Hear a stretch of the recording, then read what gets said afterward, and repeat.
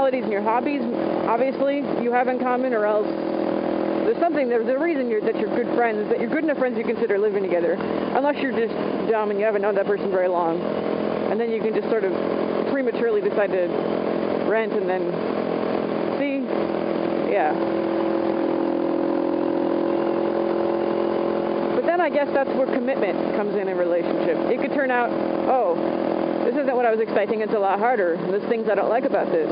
And you could either just leave and say, oh, well, we're not compatible, and use that as a cop-out, or you can commit and try to press through it. Now, when it's just a friendship and there isn't, like, it's not like marriage. Like, because people do that. Like, they get married, and they're like, uh-oh, we don't, and I'm not one of those move in together first, because it's just, that's not my moral code. That's cool. Don't judge me.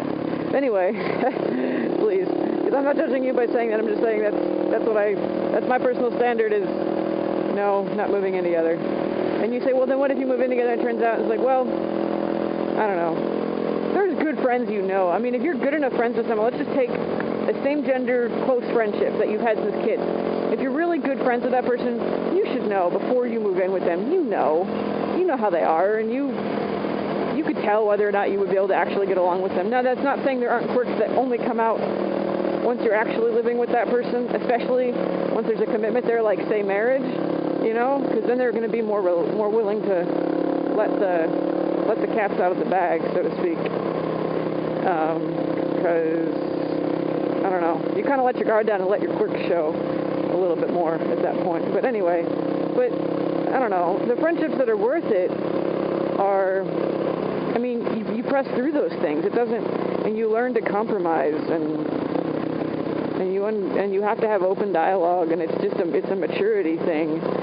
And I mean, any committed relationship like that is going to bring all your crap to the surface, because here's this person now who's always there.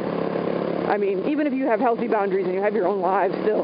But I'm saying, like, you can't just be like, like, when I'm single, like, if I'm having a bad day, like a grumpy day, and I'm like, I just hate everybody right now, I just go home.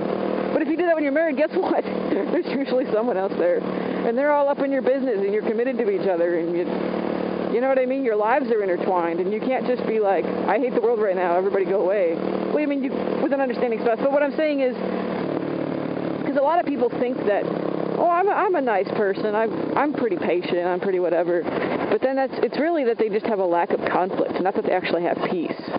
Because lack of conflict isn't peace. And so, like, people think they're all holy, and then they end up living with someone and they realize they're not. But they think it's that person. You try to say it's the situation. It's not. The situation is just showing you all of your own faults. So if you get impatient or frustrated, or you start holding grudges, whatever your little thing is that you tend to do, you get annoyed. Like, that's junk in your own heart that's coming to the surface, because now you're in a situation where, why am I giving a sermon on meekness? Totally didn't mean to do this. I'm really tired. And wow, serious topic. Like, who cares? You're all going to be like, Lori, just be funny and be your funny self and be random. I don't know what to tell you. So anyway, relationships are messy, all of them, the ones that are worth it, and they take commitment and they take sacrifice.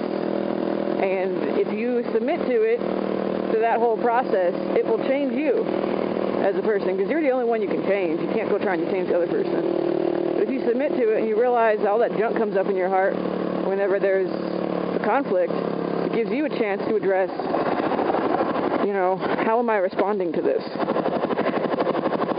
And if you really emphasize that, it won't be so bad. If you say, well, I don't want to change, that person should change, blah, blah, blah. Whoops. Like, be grateful for the opportunity to realize how screwed up you really are. Like, fasting does that, too. I can't fast because of health reasons. That's part of the reason I'm so skinny to begin with. I just can't. I don't really want to get into it, but anyway, but I used to try, but I've heard lots of sermons on it and whatnot, and lots of teachings on it. But the big thing with fasting, besides the physical aspects, is that it tends to bring your junk to the surface. And so because I mean, there's two types of conflict in your life, or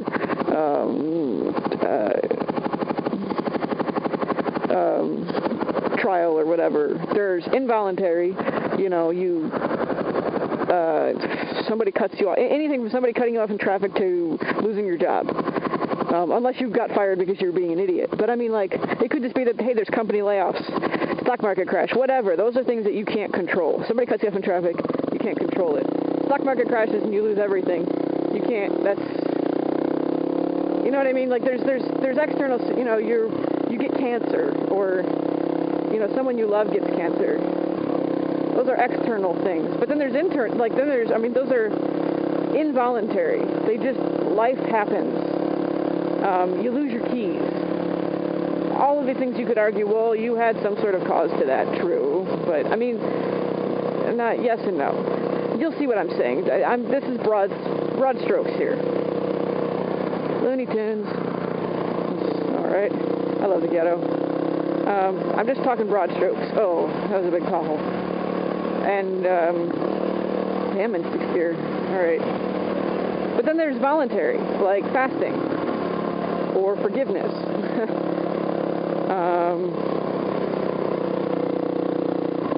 Or going the extra mile to help someone. Taking the low road. Letting someone else have the last piece of pie. Whatever.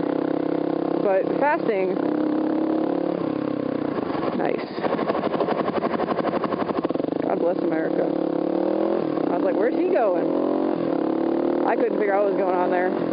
Yay, panic braking! You do that a lot around here. What was I saying? There's a slower car in front of that van, so he'll be having to slow down here. And I hope that Lexus sees me. He did! Or at least he didn't turn. But you're turning. I should have downshifted. There's like no power there. Crap, what was I saying? Fasting, yes. When you're fasting, you're voluntarily making yourself weak. And so because you don't have extra resources to keep that mask up, so to speak, it's going to bring all whatever's really in your heart, that's what comes out when you're under all those situations. The cancer, the somebody cutting you off, the losing your job, the fasting, whatever. You're voluntarily or involuntarily having your weaknesses exposed to you.